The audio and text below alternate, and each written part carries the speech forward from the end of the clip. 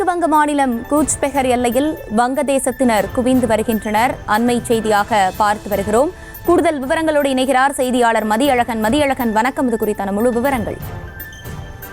வங்கதேசத்தில் முன்னாள் பிரதமர் ஷேக் ஹசீனாவுக்கு எதிராக பெரும் போராட்டம் வெடித்து அவர் நாட்டை விட்டு வெளியேறி பதவியையும் ராஜினாமா செய்த நிலையில் தற்பொழுது இடைக்கால அரசும் அமைக்கப்பட்டிருக்கிறது.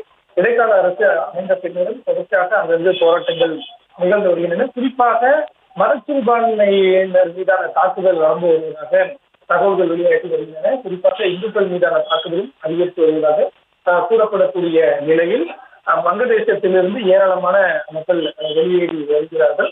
அவர்கள் அனைவருமே இந்தியாவை நோக்கி வந்த வண்ணம் இருக்கிறார்கள். அண்டை நாடான இந்தியாவில் மேற்கொண்ட மாநிலத்தில்தான் அவர்கள் அதிக அளவில் வருவதாகவும் தகவல்கள் வெளியாகி இருந்தன. இதனை உறுதிப்படுத்தக்கூடிய வகையில் காட்சிகள் ஒன்று வெளியாகி இருக்கிறது. மேற்கொண்ட மாநிலத்தினுடைய கூச்பெஹர் மாவட்டத்தை அமைந்திருக்கக்கூடிய இந்திய வங்கதேச எல்லையில் ஏராளமான வங்கதேசத்தினர் இந்தியாவிற்குள் நுழைவதற்காக அந்த எல்லையில் காத்துக் கொண்டு இருக்கிறார்கள். அவர்கள் அனைவருமே இந்திய எல்லை பாதுகாப்பு படையினரினுடைய நடவடிக்கையால் அவர்கள் அங்கேயே நிறுத்தி வைக்கப்பட்டு இருக்கிறார்கள். அவர்கள் யாரும் இந்தியாவிற்குள் அனுமதிக்கப்படவில்லை. இந்த காட்சிகள் மேற்கொண்ட மாநிலத்தில் உள்ள கூச்பெஹர் பகுதியில் உள்ள இந்திய வங்கதேச எல்லையில் தான் இந்த காட்சியானது தற்பொழுது அரங்கேறி இருக்கிறது. அவர்கள் அனைவரையுமே இந்திய எல்லை பாதுகாப்பு படையில் நிறுத்தி வைக்கப்பட்டு இருக்கிறது. அவர்கள் யாருக்கும் இன்னும் அனுமதி வழங்கப்படவில்லை என்றும் தகவல்கள் வெளியாகின்றன.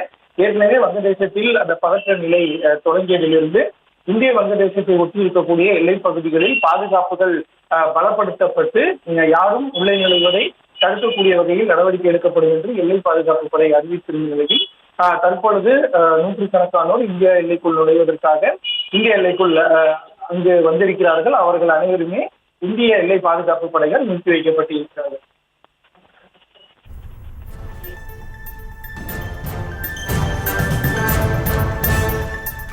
விவரங்களை வழங்கியமைக்கு நன்றி மதியழகன். செய்திகளை உடனுக்குடனும் துல்லியமாகவும் தெரிந்து கொள்ள சப்ஸ்கிரைப் பண்ணுங்க.